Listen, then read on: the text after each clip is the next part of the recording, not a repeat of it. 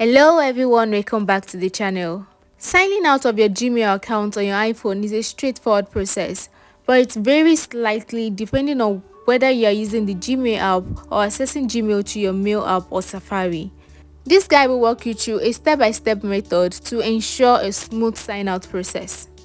Using the Gmail app, launch the Gmail app on your iPhone. Next, you access account setting. Tap on your profile picture or initials in the top right corner of the screen. Next, tap on Manage Account from this device.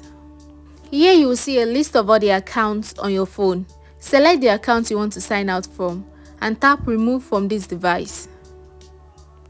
And that's it guys, the same method is applied for the Mail app.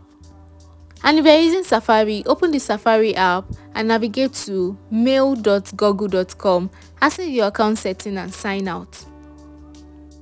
Signing out of your Gmail or your iPhone can be done through Gmail app, the Mail app or Safari. Follow these steps based on your method of access to ensure your account is signed out correctly and securely. Thank you so much for watching this video. If you found it helpful, please like, comment and subscribe, and I'll see you in our next one. Bye bye.